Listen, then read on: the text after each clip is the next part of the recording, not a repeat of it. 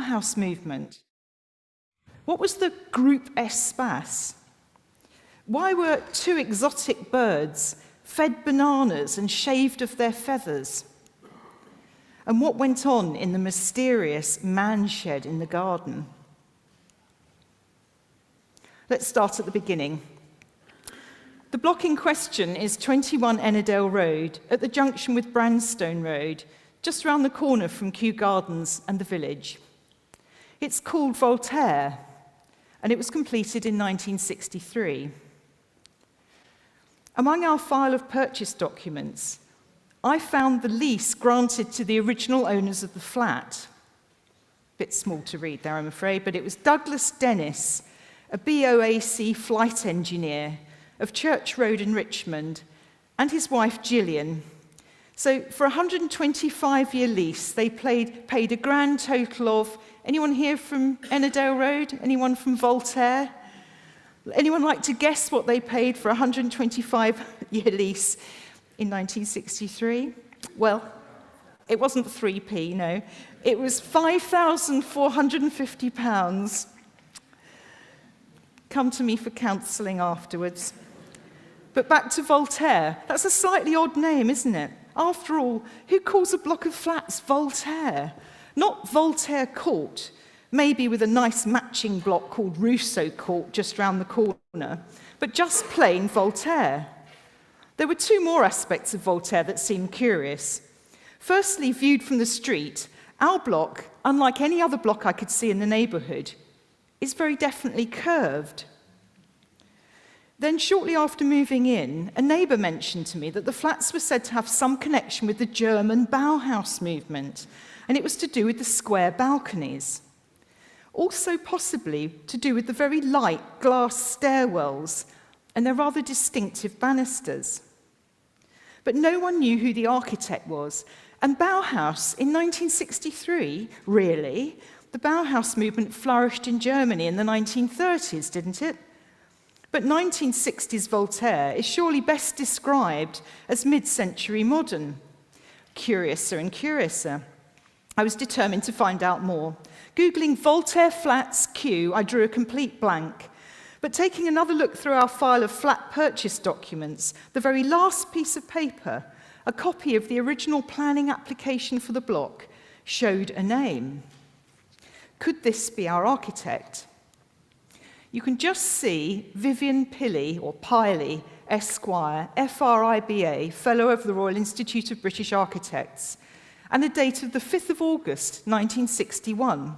And there's also an address, 7 Hill Road, St John's Wood, NW8. I had my first clue.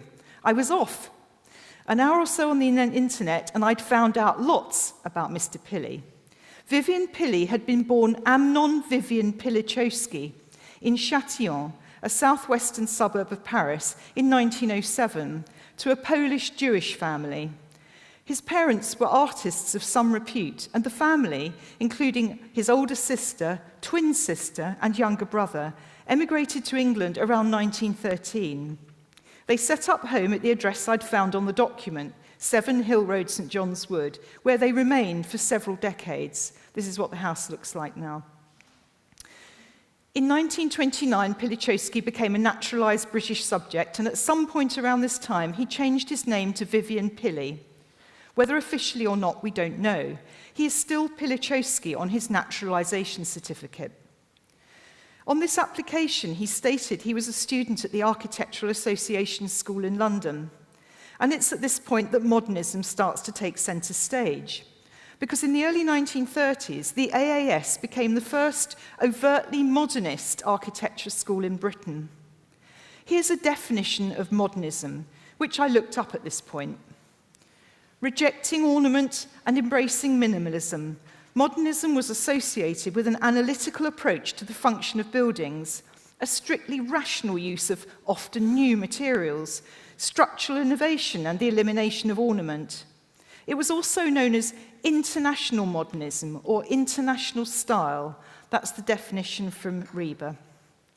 But was Pilley actually the architect of Voltaire, or just the professional who'd managed the project and applied for the planning permission? I had to be sure. Reaching a bit of a dead end, but now with the zeal of the recently converted Modernist enthusiast, I took myself off one week to the Icicon Gallery in Hampstead. Also known as Lawn Road Flats, this groundbreaking block was one of the first modernist architectural projects in Britain, designed by Wells Coates and opened in 1934. If you haven't been to the Icicon Gallery, I thoroughly recommend it. It's a small museum on the ground floor of the flats. You can see the doors there. I think it's only open in the summer months. It's a small museum on the ground floor of the flats, and you can walk around a reconstruction of one of the original flats. The kitchens are tiny because the Icicon was also a daring experiment in communal living, with its own cafe, bar, and laundry service. And it was here that I had a chance meeting that proved very useful indeed. Chatting to a volunteer in the bookshop on my way out, I mentioned Voltaire and Pilichowski, or Pili as he became, whereupon the lady I was talking to, Julie Allen, said, "Oh, my husband John Allen is an expert on modernism. He interviewed Pili for his biography of Bertold Lubetkin." Lubetkin was a name I had definitely heard of, and it was in connection with the famous modernist Penguin House at London Zoo. Don't know if any of you remember this. You can still visit it, although the building itself is closed. I was back in the game. I emailed John Allen, who responded immediately. He confirmed that yes, Pili had been a friend and colleague of Lubetkin. Yes, it was possible our block was designed by Pili, as it had, as he put it, a certain elegance and grace. Most important of all, he told me the Royal Institute of British Architects held some of Pili's designs. Could this be a way of confirming that Pili was definitely our architect? After a frustrating wait of a couple of months due to lockdown, I ascertained that the Reber archives did indeed hold some of Pili's designs for Voltaire. But would they name him as architect or simply, for example, a consultant to the project? I couldn't wait to see them. At last, in a COVID mask that meant I saw everything through misted-up glasses, I was able to view the designs. Here, from a selection of over 20, is what looks like Pili's almost final design. A 3-story block with square balconies. But is his name on it? Yes, it is. Hurrah! Here he is. Just about make out, I think. Vivian Pili, chartered architect and industrial designer, fellow of Reber, and also MSIA, a member of the Society of Industrial Artists. We'll come back to those a bit later. Proof positive that Pili was the architect of Voltaire. Another design, this time a floor plan, sets out his vision for a curved building. And by the way, before you ask, no, not a single room is square in that block. And here's the exact layout of our flat, with the corridor from the front door opening out into a square space. If you see where the AI is stenciled, the corridor sort of opens out into a square there. And I'm going to come back to that square space shortly. Now sure of our architect's name, I was able to dig further with confidence, and there were more surprises to come. Because it was turning out that our apparently forgotten architect had once really been a modernist someone of considerable repute. In 1930, aged just 23 and not long out of college, Pili embarked on his first major commission, using it as a springboard to set up his own single-handed practice at the family home in St John's Wood. And here it is. A brand new building for Whittingham College, a Jewish boarding school in Hove, near Brighton.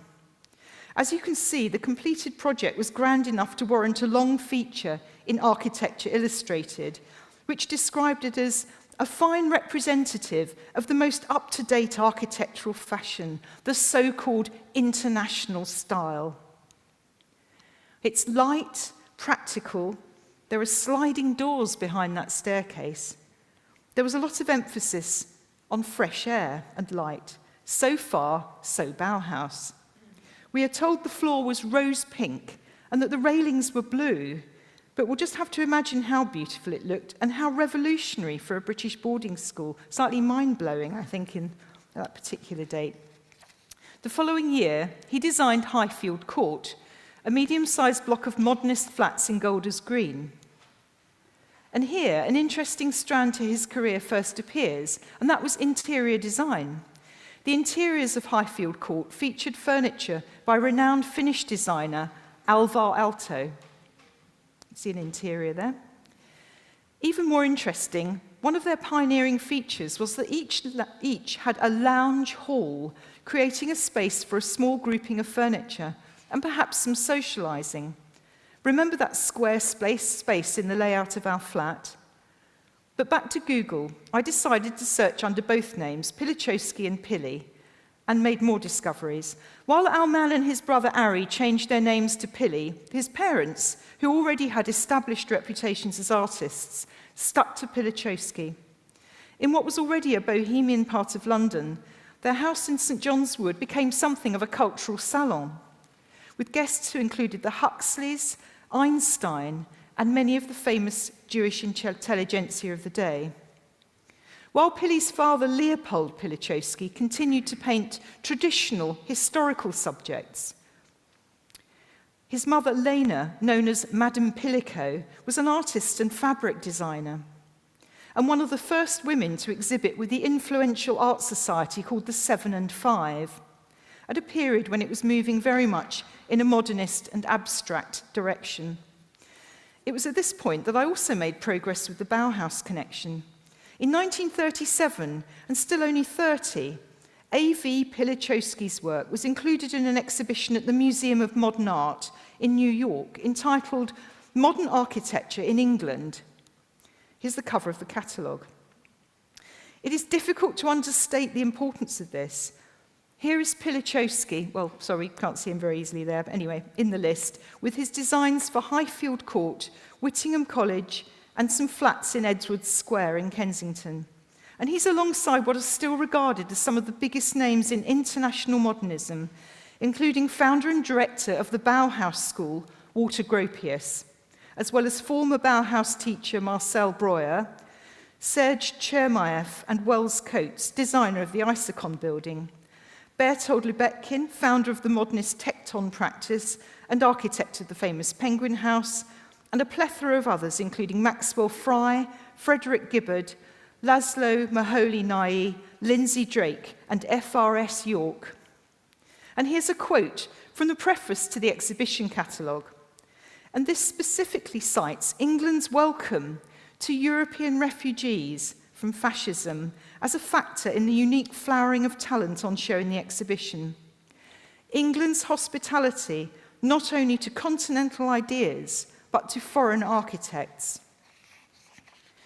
The range of projects Pili undertook as his career matured are a testament to his versatility, from a new health centre for Finsbury to the Park Lane Europa Hotel to the refurbishment of a Chelsea bachelor flat on Embankment Gardens. Here is the flat. We're not sure about the wallpaper, but we love the cocktail cabinet. And note on the right, the laundry chute. Not something incorporated into the design of the Voltaire flats, alas. His enthusiasm for modernism and his association with his Bauhaus contemporaries was a constant thread. Here he is nearly 2 decades after the New York Museum of Modern Art exhibition. Here's Groupe Espace. Once again, alongside Walter Gropius, in a 1952 exhibition of Groupe Espace, which described itself as an international association of modern artists, architects, and non-figurative artists. The invitation is to a private viewing at the Festival Hall of the group's first UK exhibition. Groupe Espace were founded in Paris in 1951. They were very active in promoting Constructivism, which stated constructivist art and the new architecture should create a new environment appropriate to the new society that was to emerge in the modern age.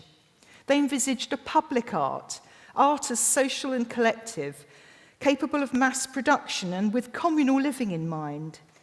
Their movement had a key role in the rebuilding of Britain after the war. As we know from the Reba plans, Pili was by now also a member of the Society of Industrial Artists, which took a leading role in the rebuilding of Britain after the Second World War.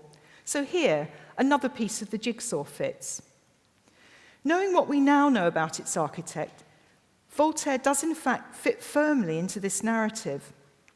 Although it was completed in 1963, making it contemporary with buildings such as Coventry Cathedral and the brutalist Balfron Tower and Tower Hamlets, it is nevertheless very definitely a building that looks back to modernism, with its clean, simple lines and its graceful curve.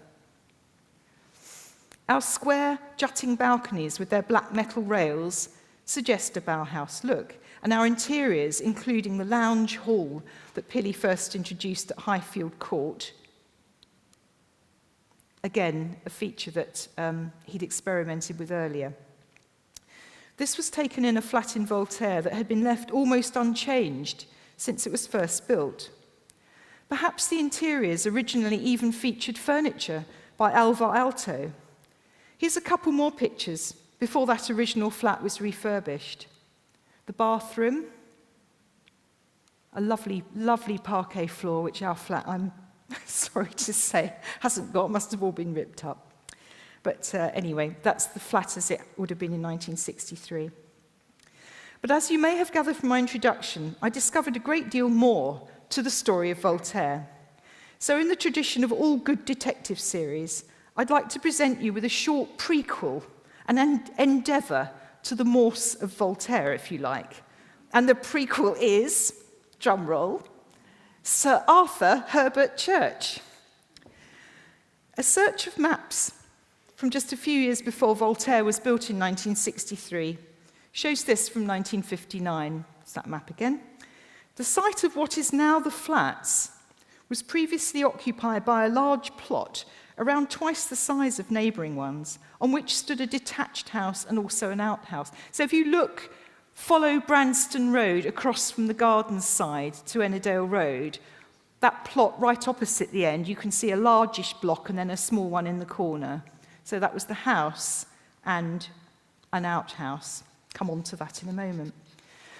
The plot occupied the whole width of the present-day flats, and its extent is marked by the two original brick gateposts still standing at either end. Sorry, terribly difficult to photograph. On account of it all being curved, there's me sort of crouching down. You can just see one gatepost and just about see the one the other end. I checked at Kew Archives and discovered that on the large plot where our Voltaire flats now stands, there was a house called Shelsley. Shelsley was built for Sir Arthur Herbert Church.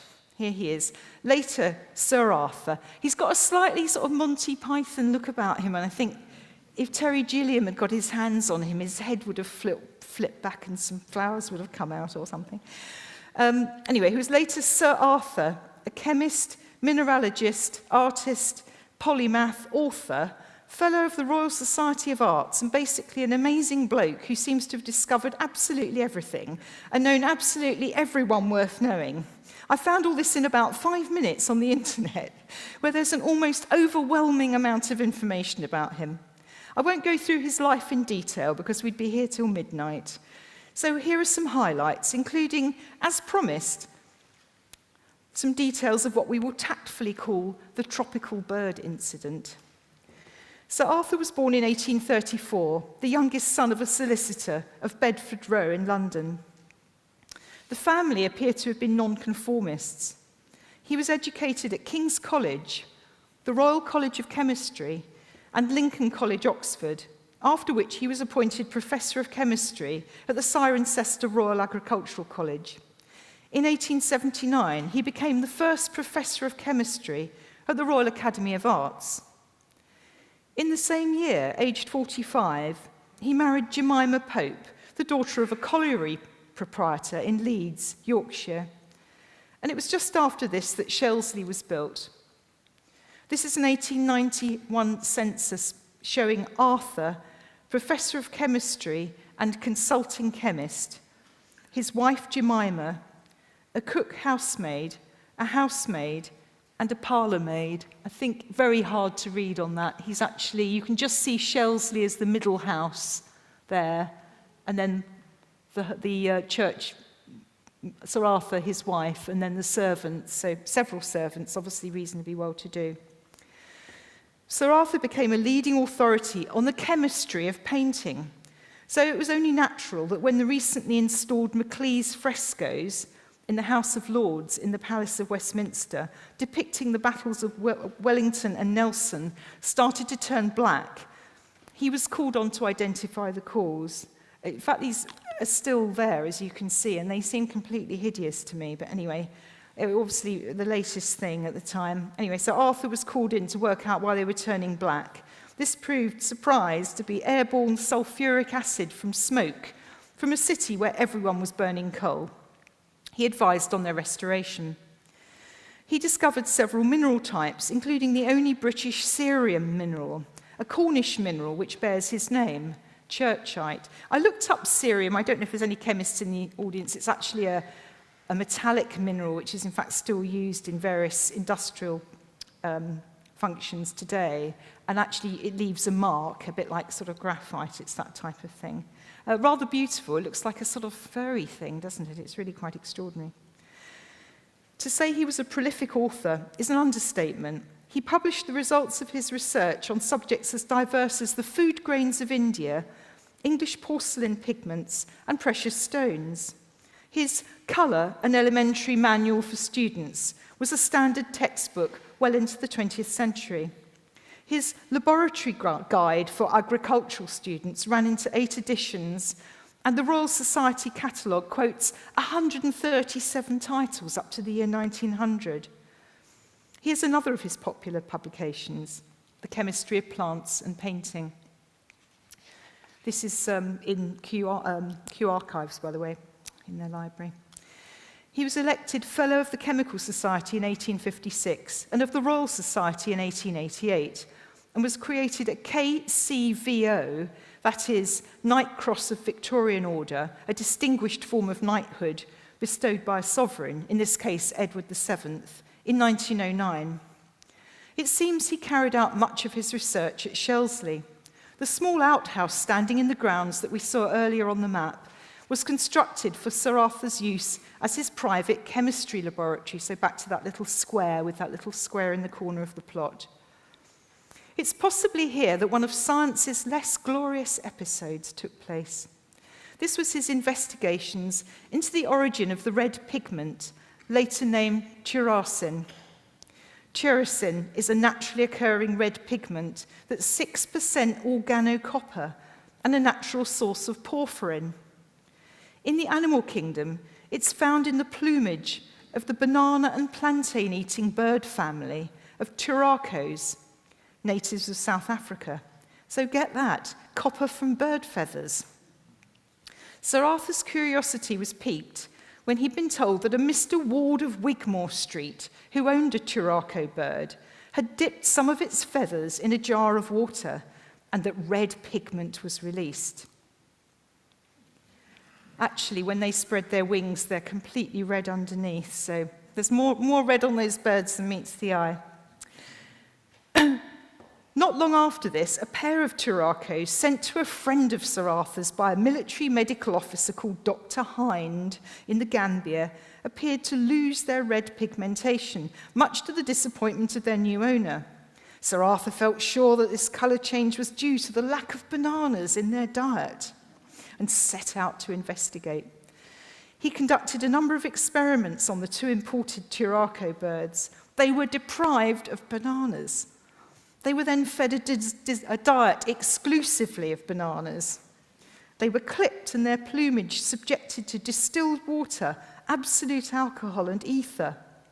The solution was treated with hydrochloric acid and strained through calico. Sensing the opportunity to create a new, vivid, valuable red painting pigment, Sir Arthur pressed on. Unfortunately, the entire plumage of one bird only yielded a few grains of colour, so Sir Arthur's hopes were at that point dashed. Though it wasn't all a complete waste of time as it happened, and I'll come back to that in a moment. Meanwhile, it would be wrong to think of Sir Arthur purely as an academic. He was a talented landscape painter who exhibited in 4 Royal Academy summer exhibitions. This is one of his, of a Scottish scene in... Oh, sorry, that was the feather. There we go. Lots of red. Here's his Sir Arthur's painting, a watercolour of a Scottish scene in Argyll and Bute, which he exhibited at the Royal Academy. He struck up friendships with many artists of the day, including George Frederick Watts, Edward Burne-Jones, and Frederick Lord Leighton, to whom he dedicated his painting manual and with whom he was a frequent correspondent. William Morris consulted him about a problem with ink that occurred when printing his epic works of Geoffrey Chaucer in 1896. And to thank him, Morris designed some stained glass for the chapel of the Royal Agricultural College in Cirencester, where Church had been professor for 16 years. It can be still seen today in the signs of the zodiac tracery of the chapel's east window. Church died in 1915 and his grave is in Richmond Cemetery, Section H, grave number 3568. Actually, when I went to look for this myself, my detective powers failed me, and I was unable to locate it, so do let me know if you can point me in the right direction. As for the house, marrying in their 40s, it appears the Churches had no children.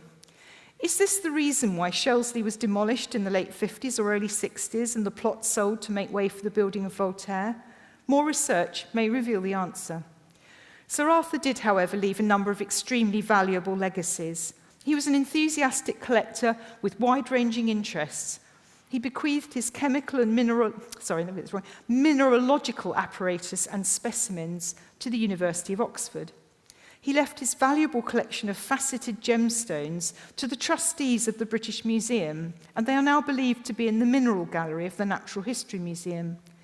This collection comprises about 200 choice and selected stones, most of them mounted in gold rings. Let's hope they're all still there. As well as scientific subjects, Sir Arthur collected botanical drawings and paintings. On his death, his widow, Lady Church, left a collection of 67 of these to Kew Gardens, of which 46 were initially displayed in the Marianne North Gallery. When I contacted Kew Archives just over a year ago, Julia Buckley, in their Illustrations and Artifacts Collections section of the Library and Archives, replied with this: I can confirm that the Sir Arthur Herbert Church collection is still held within Kew's Library and Archives. It contains work by some of the key botanical artists from the golden age of botanical illustration. Illustrations from the collection have been exhibited in the Shirley Sherwood Gallery of Botanical Art at various times, along with loans to domestic and international museums. Here are some images that Kew Library and Archives have very kindly supplied for this talk. A gentian. We're not quite sure what this is, but anyone botanical in the audience might know. This is called a crotalaria. Anyway, first one 17th century, the second 18th century, and the third 19th century, from a fairly extensive collection. And as I mentioned, some good even came of the Turako birds incident. 20th century research into Church's findings about Turacin led to a greater understanding of porphyrins and the theory that George III's erratic behaviour was due to the condition variegate porphyria, a concept employed in Alan Bennett's 1991 play, The Madness of George III. During his bouts of madness, King George was kept at Kew Palace, an interesting instance of the story of Voltaire going full circle. So before I finish, I'd just like to say that these seemingly unassuming blocks of 60s flats can, it appears, yield up just as much history as their more illustrious Victorian neighbours. If you live in one, or know someone who does, you might be surprised what revelations lie behind those sensible brick facades and UPVC windows. And of course, this talk wouldn't be a good detective story if it didn't leave you with some unanswered questions. Why does Voltaire seem to be very much a geographical outlier? Did Pilichowski design any other buildings in the style of Voltaire in or around West London? Did he have some connection with the owner of the land or perhaps the developer? Did he design the interiors of the flats too, perhaps even specifying the furniture and working with a designer as he did at Highfield Court? Why can we only find one photograph of him? Here taken from an article written in 1963, the year that Voltaire was completed. Was the name Voltaire Pilley's choice, Did it reflect his early childhood in Paris? And is the whole block, designed late in his career, in fact, a final love letter to his cultural, modernist and Bauhaus roots? If any of you have any information or thoughts, do please get in touch. You can read more and contact me through our website. Thank you.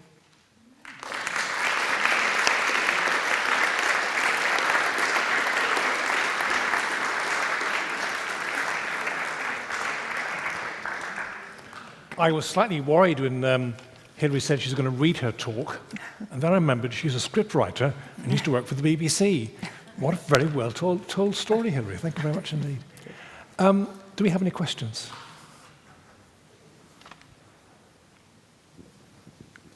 Yes. Can you wait for the microphone, please?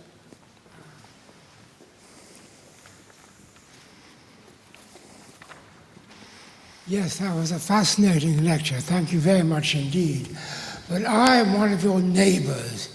You probably won't recognise me because I live in Clarence Road, down at the bottom of your car park. I know, the opposite the back, yes. And the thing that always interests me is that in the car park there's a door that leads through to Clarence Road that is blocked up. Yes, no, I don't know why that is, to be honest. It'd be very handy to be able to go through that door as a shortcut to the shops on Sandican Road and the pub, of course, at the Kew Gardens Hotel. But I have looked rather wistfully at it from time to time, but I don't know. Actually, anyone know?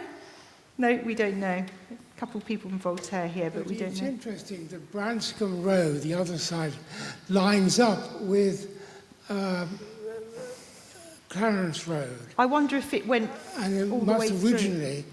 But somebody has been very keen to block it off. Yes. But you haven't discovered. Well, it's blocked off in the 19th century, according to maps. So maybe, I don't know, what was there on the site was orchards, I think, possibly. Oh, wow. And then presumably that the plots were being sold off piecemeal. And somebody decided to block it off at that point and put the house that became Shelsley, which then subsequently was demolished to make way for Voltaire. But it is an interesting point, actually, yes.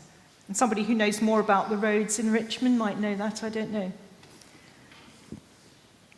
Paul. Well, many thanks for that super talk and the detective work that went behind it.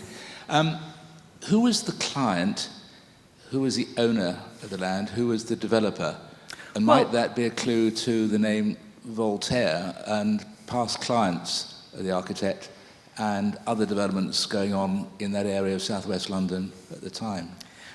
We're not exactly sure who the developer was, but on the planning document that I showed at the beginning of the talk, there's a contract with a company called Bunning of Herne Hill, again, geographically sort of nowhere near us, but it doesn't say what their role is. We'd have to actually see for sure that they were described as the developer or the owner of the land. It's not, I think I need to do more research about that because you're absolutely right, that is a clue.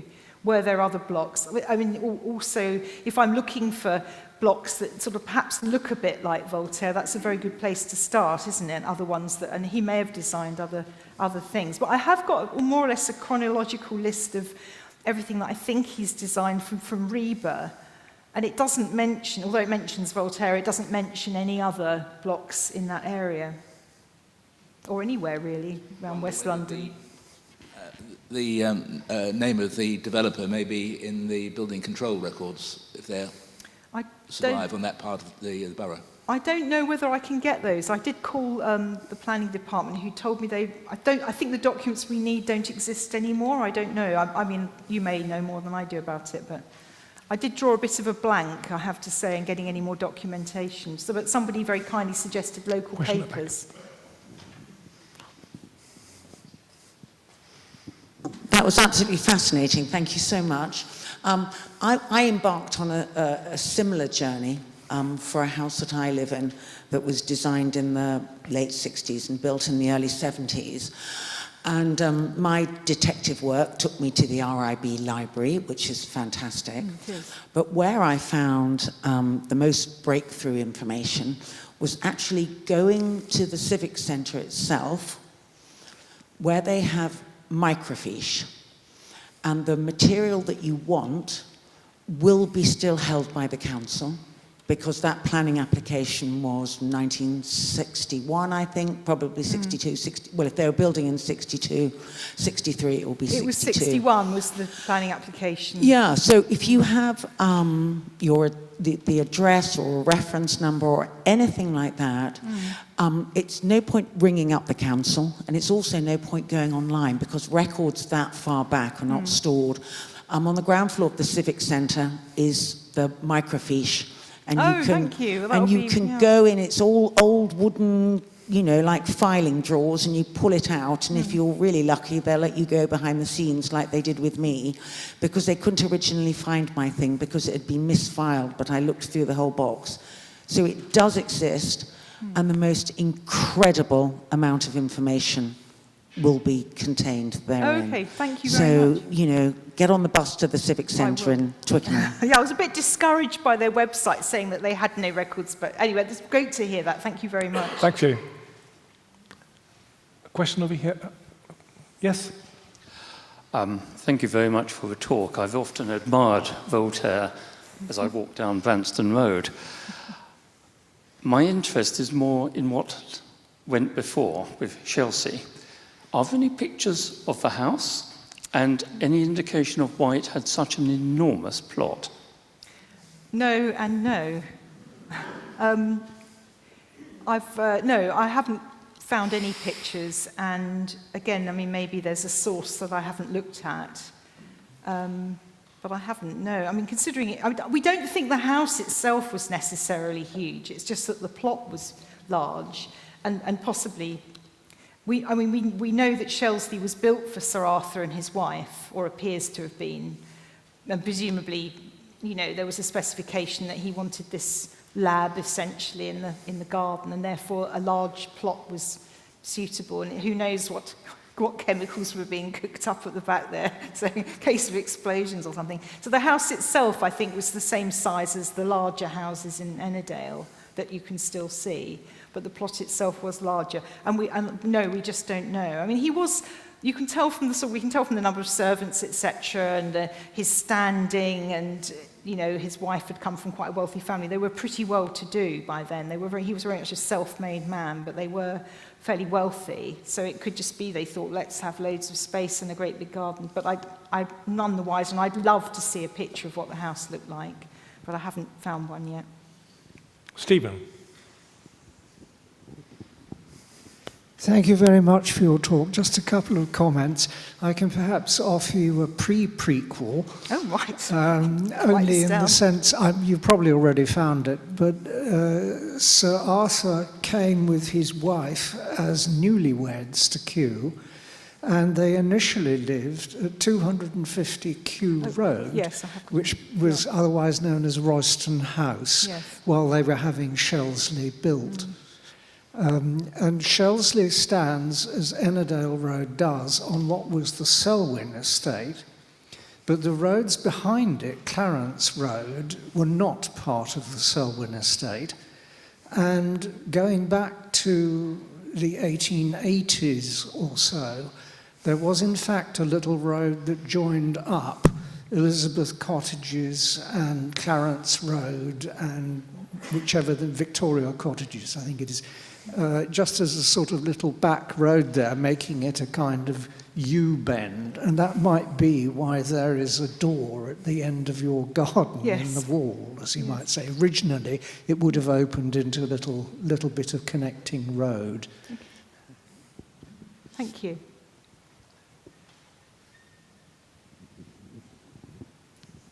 Anybody else? More questions, points? I thought that's a lovely painting he did. Would he not perhaps have designed the house himself, and would there not be a sketch of it somewhere?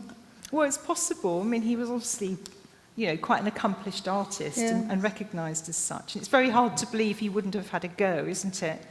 And so it's an area I'm hoping to find out more about. really. And in fact, there is absolutely tons about Sir Arthur. You know, he sort of seemed to pack several careers into his life and did everything and knew everybody. But, and I mean, it's fairly easy to find paintings by him. They're still being bought and sold today because he was an academician. Royal Academician. That's not right either, isn't it?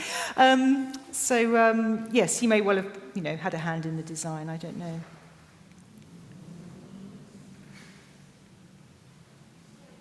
Simon, are there any questions on Zoom? Do people know to send them through the chat function?